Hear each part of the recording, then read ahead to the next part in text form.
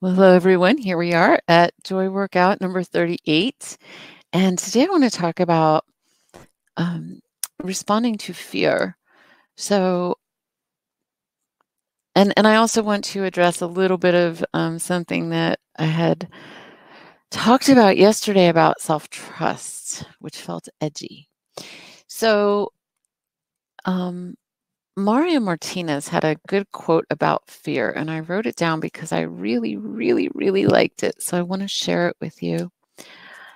And I'm also directly thinking about the Sanctuary book, where we talk about validating and having somebody mirror what we feel, and giving us a sense that we're not alone, that being mirrored is a really healthy thing. But I want to talk about that from a different point of view today. So Mario Martinez in his Mind Body Code audio said, fear is just a signal to let you know if you need to move forward or not. It's not a signal to keep you entrenched. It's just a signal. And I like that. And today I was thinking about our famous emotional scale and how when fear meets fear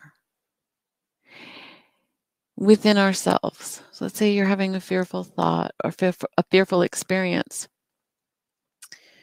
and a small part of you, a fearful part of you, shows up to meet the fear.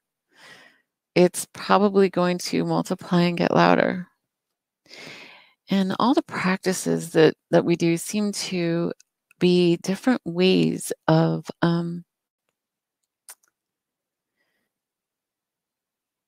having love meet fear instead. Because when love meets fear, so now we're climbing up the ladder without, or flying up the ladder without trying to deny ourselves of an experience or suppress an experience, or pretend it's not there or fight it. When love meets fear, fear disappears. And sometimes there's just all different kinds of fears. There can be fear of public speaking. There can be fear of power. There can be fear of being seen, being visible. There could be all kinds of fears.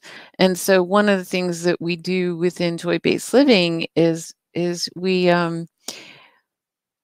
honor our true voice. We honor our hearts by listening within and expressing our true selves to the best of our ability, and giving that true self an opportunity to be seen and witnessed and validated and loved.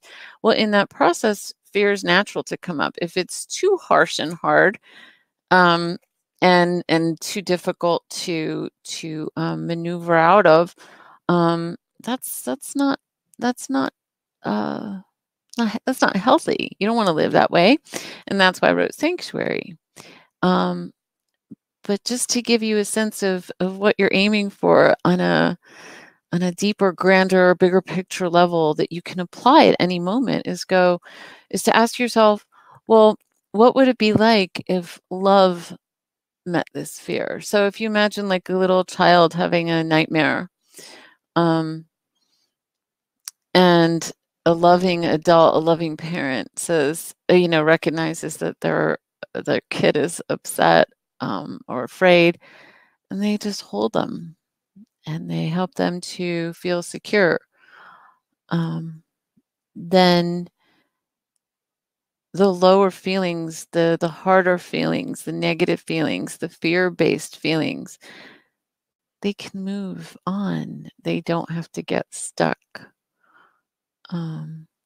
So in yesterday's talk, I was talking about self-trust and joy. For some reason, it felt very controversial to be talking about that. Like there was a voice in my head for the rest of the evening that was like, self-trust? Who's going to want to listen to that? Who's going to want to go along with that? Everybody's like so interested in conformity. They want to check boxes. People are terrified of self-trust. And So I wanted to also offer a little bit balance to that conversation, which is when when I learn things that are new to me. So let's say I've been eating like junk food all my life, and then all of a sudden I'm like, I really want to feel better. And so I learn what good eating feels like. I'm going to have to trust someone else to teach me stuff, right? But when I have enough information, see, the fear for me about people not trusting themselves is they listen to too many different voices. There's just so many opinions out there. And then to top that off, they kind of wag their finger at other people who aren't living according to those rules, which, if you think about it, the rules keep changing. They keep changing. And I find it more strengthening and more comforting to find a sense of security in the deeper part of myself and to develop a sense of self-trust. And what my experience is that the more I steady myself in joy, the more I see people steady themselves in joy, the better I become, the better they become at making healthy choices. Healthy choices when you're in fear are usually because you're in survival. What about healthy choices when you're thriving or when you're in joy? What does that look like? And I think that needs to be talked about, and it needs to be protected, and it needs to be honored and loved. So thank you for being with me here on this journey. Thank you for growing with me. I really appreciate you a ton. And I will see you on tomorrow's Joy Workout. All right. Bye for now.